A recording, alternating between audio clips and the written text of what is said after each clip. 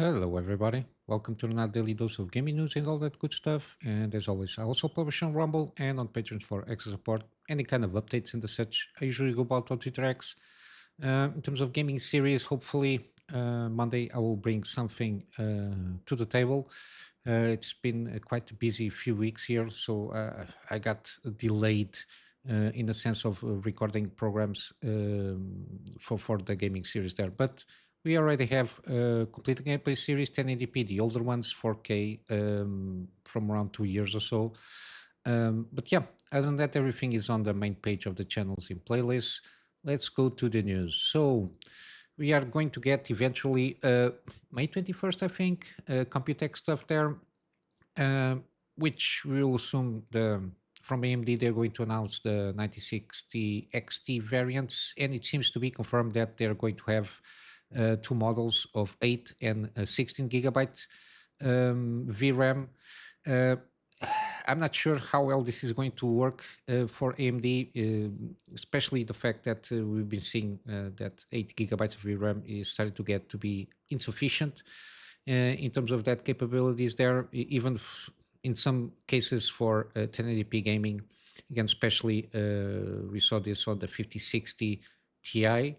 And even from the previous generation, the 4060 Ti, 80 and 60 gigabytes, again, the comparisons there, it lends itself. Again, if you tweak enough the games, you can play without any issues, being 8 gigabytes or 16. But I think we reached a point that 8 gigabytes of VRAM is not being sufficient enough, especially for this kind of GPU, especially when you turn on the technologies from NVIDIA, when you turn the upscaling and MFG, so the multi-frame, fake frame stuff there.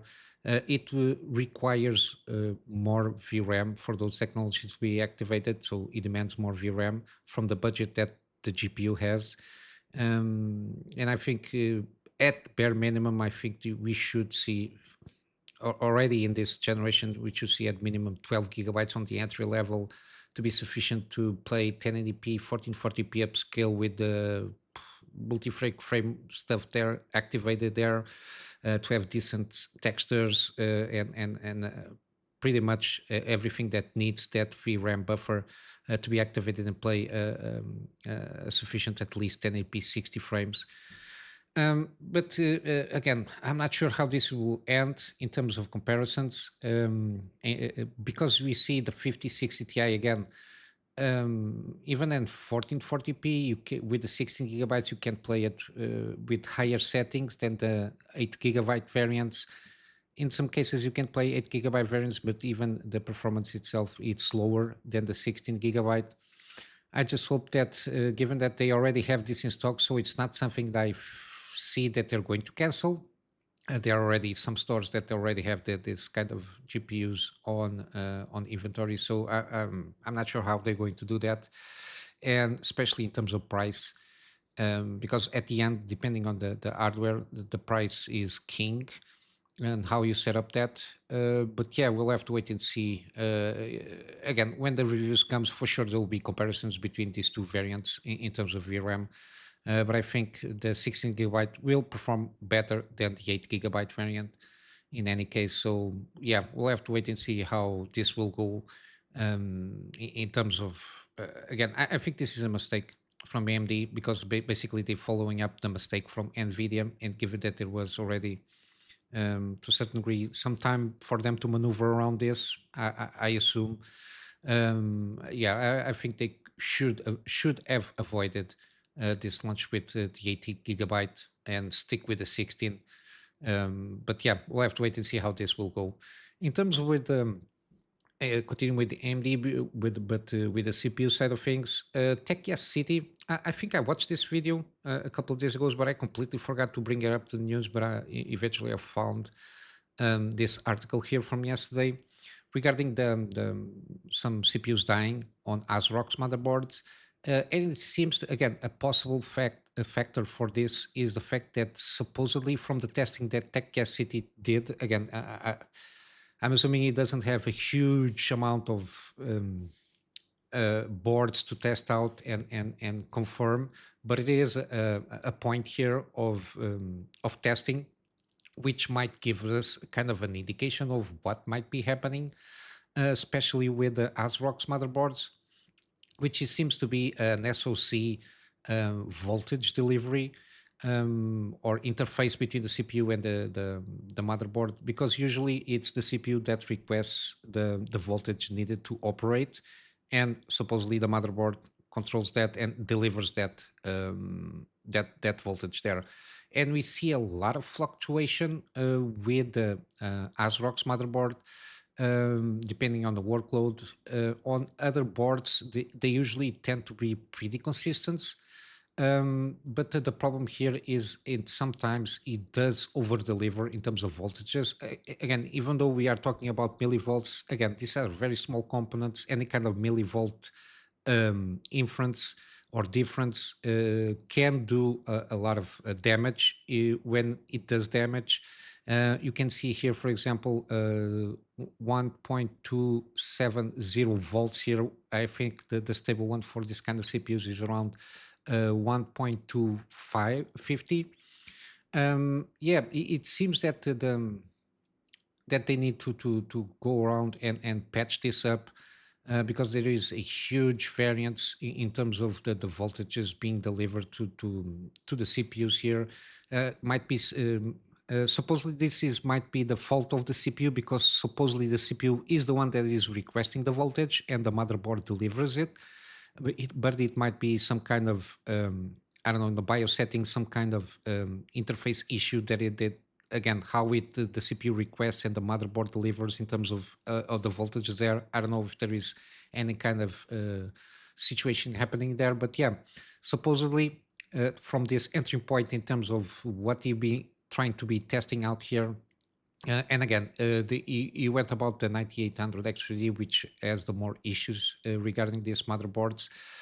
Even though, again, some other brands of motherboards also have this issue, but it's way less than the ASRock's, which we had around, I think, at least reported on internet from forums and Reddit and everything, around 200 instances that CPUs died on ASRock's motherboards. And I think it has to do most likely with this SoC voltage, because again, huge amounts of deltas and variance between the power delivery to the CPU can make a huge impact on killing the CPU by itself, because it's delivering more voltage than the CPU can handle in terms of safety margins. And I think we need more testing to confirm this investigation, but it seems a probable cause here, because again, they are delivering more voltages than it should have to deliver, especially on the variance between the minimum and the maximum voltage reporting here that it did on the testing that he did through several motherboards and several CPUs. But yeah, interesting thing to see. Again, it's always a chance. At this moment, I didn't have any issues with the hardware that I bought. Um, but yeah, it's a strange thing to see that again that might be some issues in term. I think probably AMD should be more less lenient on how motherboard manufacturers go about and I don't know, tweak with their BIOSes regarding power delivery and overclocking support and all that jazz. I don't know. It's something that we are not sure, but it points out that probably is something that they are trying to do here, and it's not going well and killing more CPUs than it should be killing to a certain degree. In terms of other stuff, we got a lot of stuff from Ubisoft. I think they got the early reporting stuff here, and you got something regarding updates regarding the subsidiary that Ubisoft did with Tencent. And supposedly the focus here is on building brand ecosystem capable of becoming evergreen billion-euro franchises. Again, they are really desperate here. Again, the corporate talk here is sometimes confusing because they don't address anything. They just throw around words that to a certain degree mean nothing. And with this phrase here, focus on building brand ecosystem capable of becoming evergreen billion-euro franchises. Again, what they're trying to do here is double down on stupid, except for improving the quality of narrative-driven solo experience, which is what the market is kind of demanding. Then they will continue to double down on expanding live service offerings with richer multiplayer features and more frequent content updates. So more monetization, basically, what they're trying to do here. Multiplayer features, again, I don't know what they're trying to do here, but put more stuff that needs to be paid in terms of microtransactions. They also supposedly are going to significantly enhance content creation by leveraging Ubisoft technological stack. I don't know the game engines. I don't know what they're trying to do to say here. It's again corporate talk is sometimes doesn't mean anything. And then scaling into under-penetrated markets such as mobile and China. Again, I don't know what you're trying to do here. Mobile again, it's more it's more monetization stuff there. Free to play games.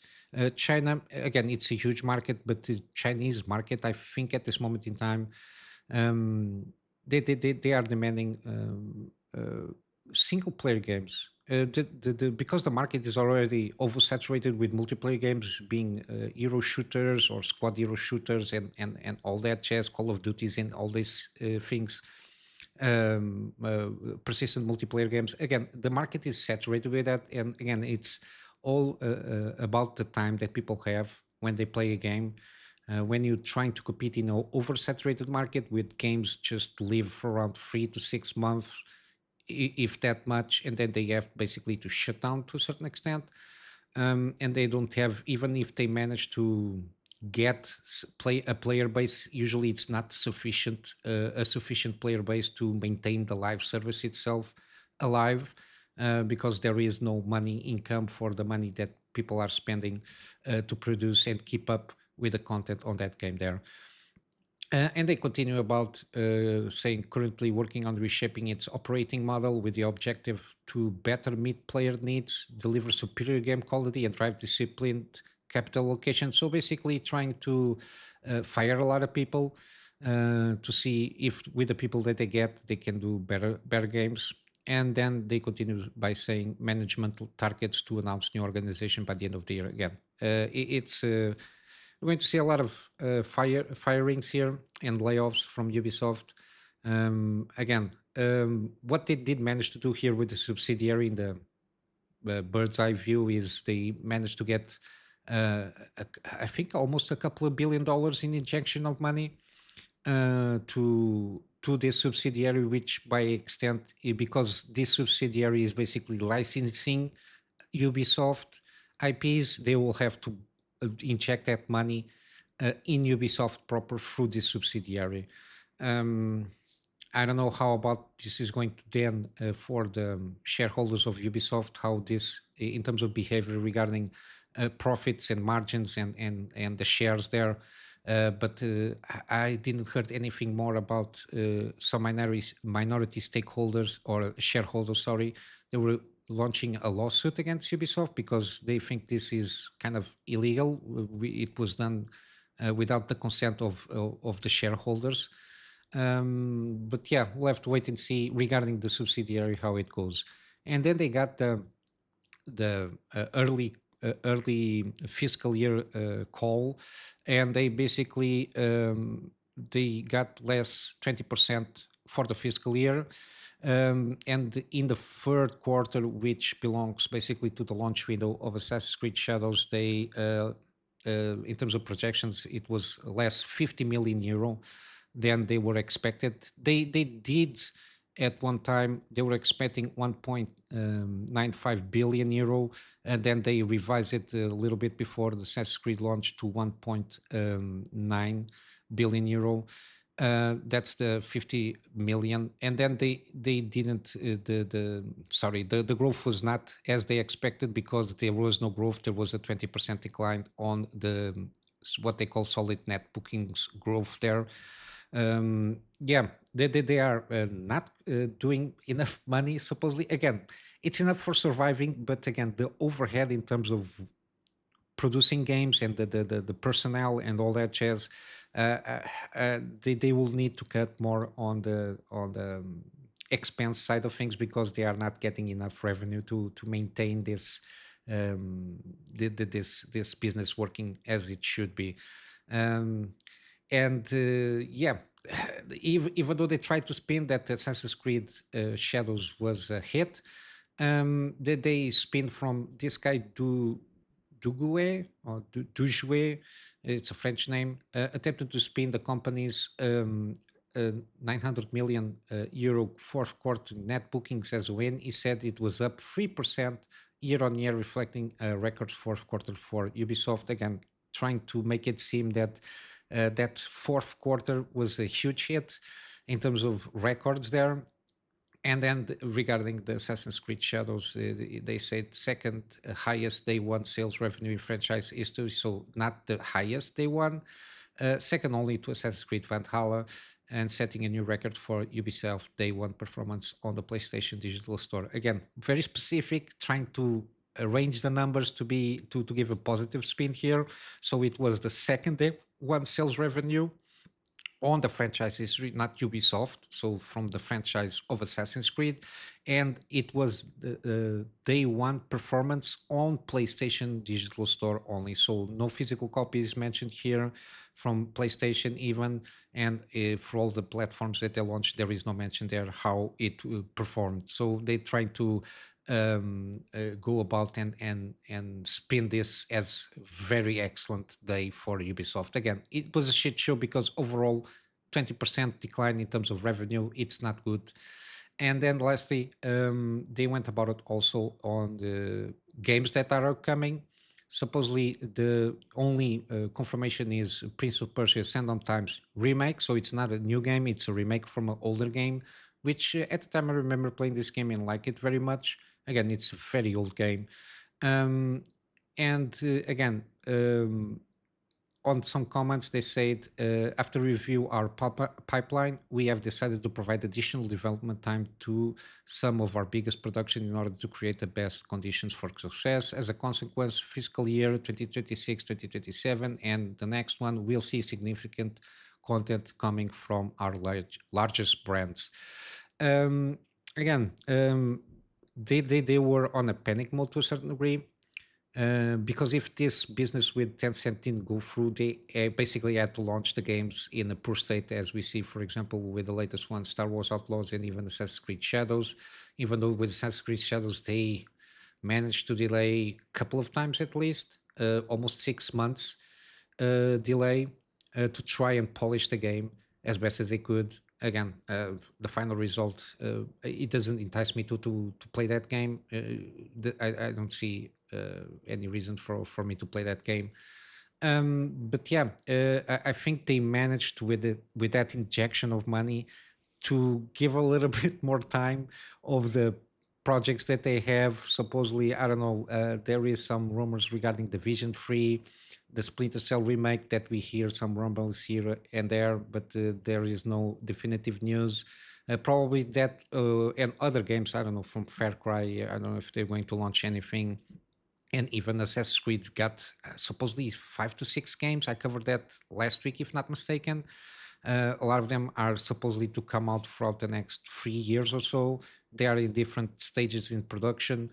But yeah, they really needed this money to be injected from this deal with Tencent, this new subsidiary, so they can give a little bit extra time on those over bloated developer teams. Sorry, to work on those games. Again, the way Ubisoft is set up, which is, I don't know, 50 studios around the world, and a lot of them, there is no a focused development team working on a proper game.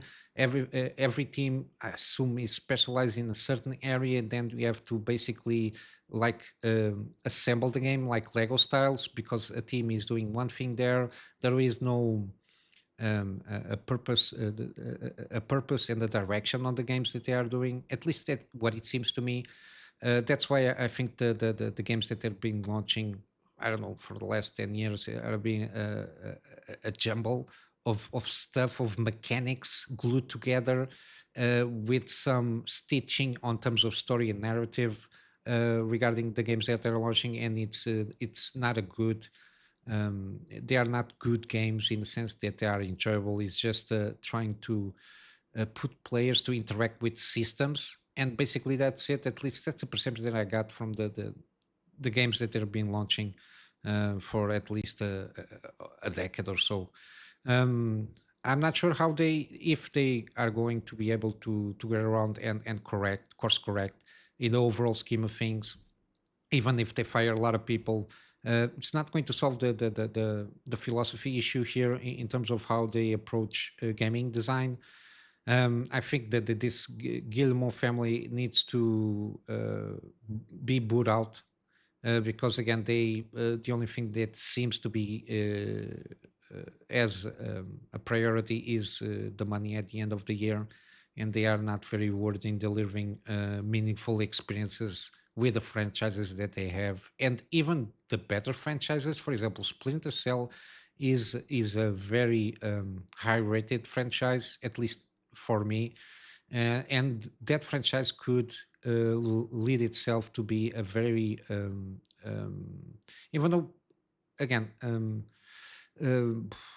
how do I say it? Even though Splinter Cell is more about a stealth mechanic, or around a stealth game systems there, I think the way they did some of the storylines, they screwed up the overall story of Sam Fisher. They went all over the place by the last two, three games, but as in each game, it seemed good enough for you to play around. And I think some experimentation and like basically soft rebooting, at least the franchise there, could be a good hit, because we don't see a lot of stealth games. Not even Assassin's Creed is basically a stealth game. Again, Shadows tries to be a little bit more a stealth assassination game, but I think I like Blacklist. I remember playing that game. I quite enjoyed that. It got, I think it was like freestyles, the Panther, it was like freestyles that you could play, and you can unlock depending how you play it on being non-lethal, lethal. But I think there was something that was good there. That they were trying to play around. But yeah, there are a lot of IPs that they have that they didn't work on them. I don't know why. I guess lack of imagination, or the games themselves are not lent to use the game systems that they want to use to try to hook players on those IPs. But yeah, it's a shame. Hopefully, they can turn around this. I don't know who they can put there to be more focused on paying attention to the gamers, the customers, the ones that bring out the revenue by the end of the year, than to try and dance around on poor game launches there. But yeah, and continue with this thing, we got Microsoft supposedly is going to lay off around 3% of its workforce, again, globally, as Microsoft itself. The At the company itself, again, Microsoft is a huge company. This is not focused basically on Microsoft gaming or the gaming side of things. They have around 228,000 employees. This should affect around 6,000 workers. Again, this is overall Microsoft. It's not affecting 6,000 workers on Microsoft gaming studios, but there are going to be cuts there. Even though supposedly there was 8% rise in earnings from game sales and services such as Game Pass, the revenue from hardware fell 6% off, which is not good news.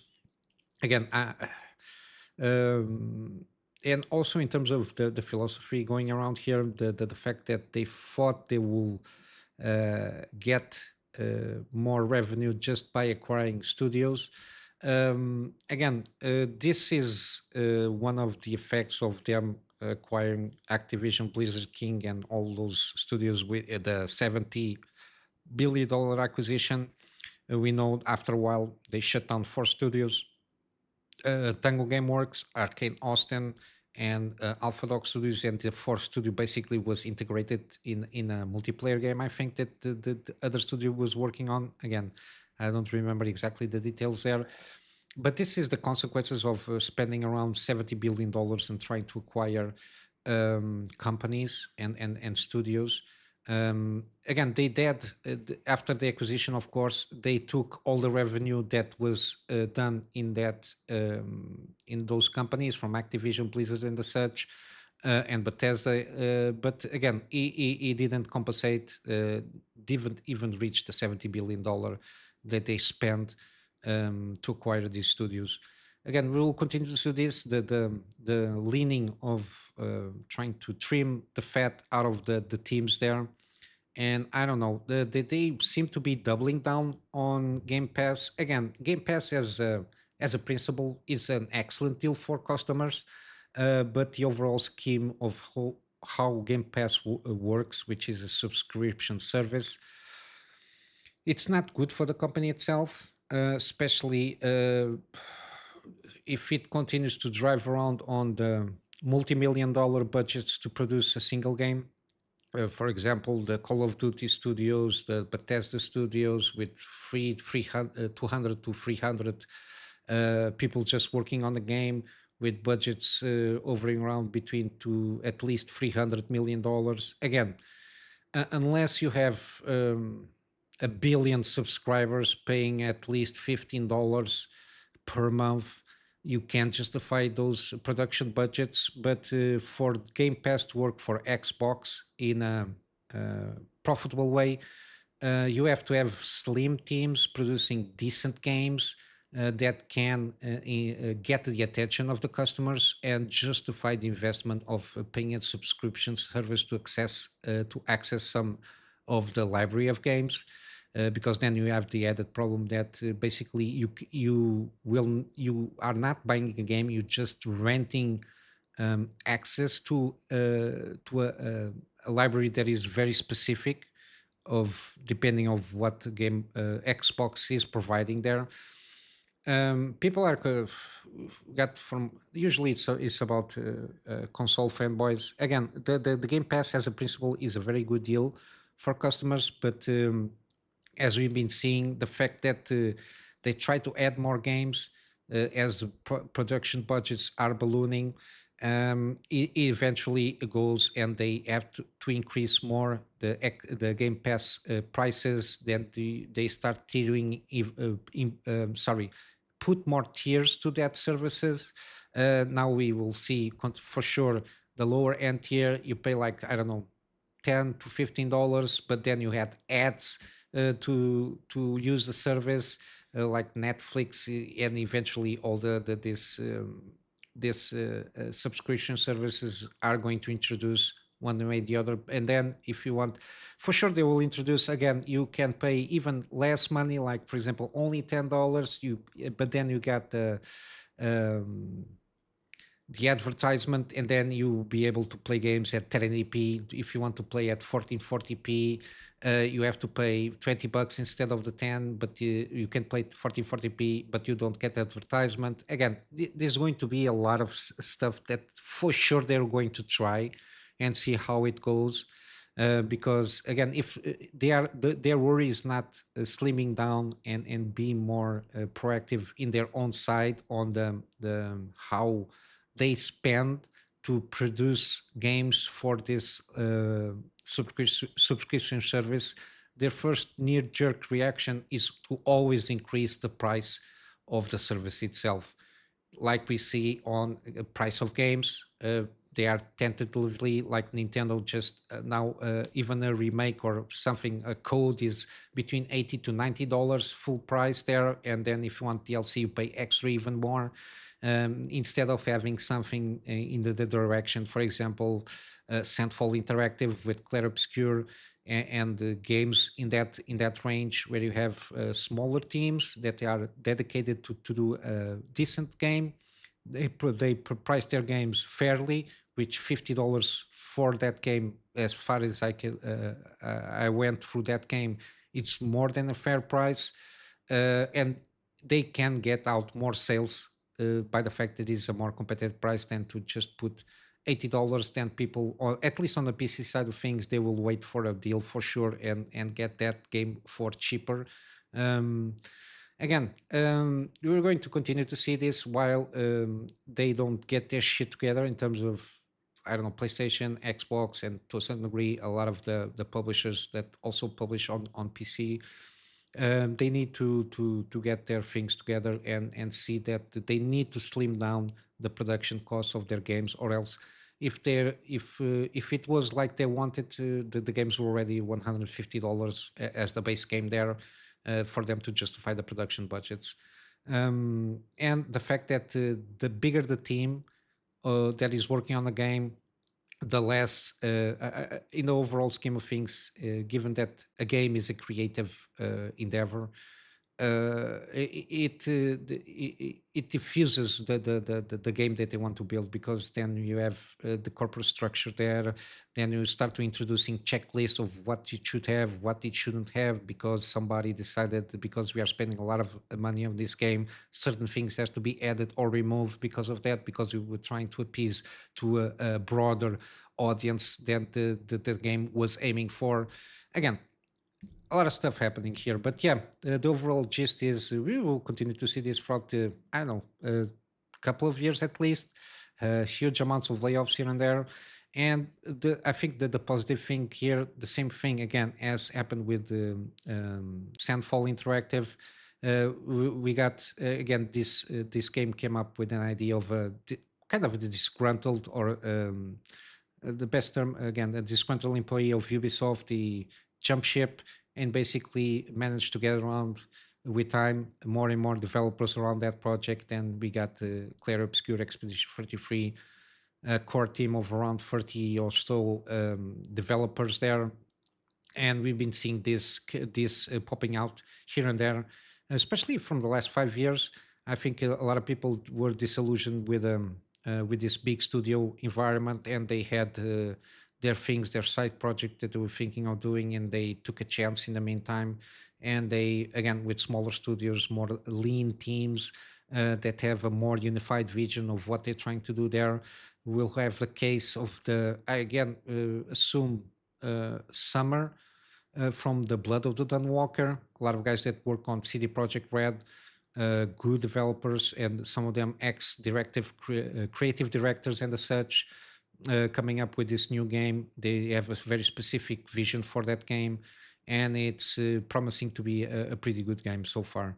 But yeah, we will continue to see this happening. It's kind of the circle of life in game publishing and development. But yeah. And then lastly, we got Death Stranding 2 is going to have a world tour, it seems.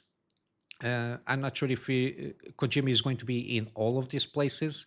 And I think this is around about the launch of Death Stranding 2 on the beach, June 26th. They will start, he will do at least the world tour starting June 8th, and it will go at least until November in Lucca. I don't know where this is. I'm sorry. But it goes around in a lot of places. Interesting thing here. I don't know what they're going to do in these events. Um, but yeah, given that it's going to start very near the launch date there, I'm not sure what they're trying to do. But yeah, good to see. Again, this game is promise. It seems to be like improvement in all aspects from Death Stranding 1, it seems. I need to finish up that game also one of these days, hopefully, before it comes, before Death Stranding 2 comes to PC there. But yeah, this news that I got. Sorry if I ramble a little bit here and there, but we got some gaming deals. We still have Cuphead 30% off. Again, overwhelmingly positive feedback since the game came out. We got Dark Souls is still on sale. The trilogy, so Dark Souls Remastered, 50% off. The same thing for Dark Souls 2, Scholar of the First Sin, and Dark Souls 3. Again, I do recommend the Deluxe Edition, which has Ashes of Riendell in the Ring City. Then you got Death's Door. Seems an interesting game. 75% off. Again, very cheap here. And again, very positive feedback since the game came out. So it's one of those that seems to be kind of isometric with some Souls-like kind of combat there. But yeah, seems very interesting. And then you got Karma, the Dark World. Again, recent game here. Seems a very psychological experience. I played the demo. Very interesting what they're trying to tease out there. But if you want to check out for yourself, you can download the demo and see if it is something for you. And at this moment, it has 20% off on Steam. But yeah, this is it. I'm going to wrap up here for with the plug of my Patreon as usual. The Patreon and the access support coming from here is for me to try and get around having a better storage solution, so I can have backups of stuff that I do for my clients, and of course some extra space for the videos that I do for the channel. And with all that said, hope you have a wonderful day. I will see you in the next one. Till then, Kunami Master out.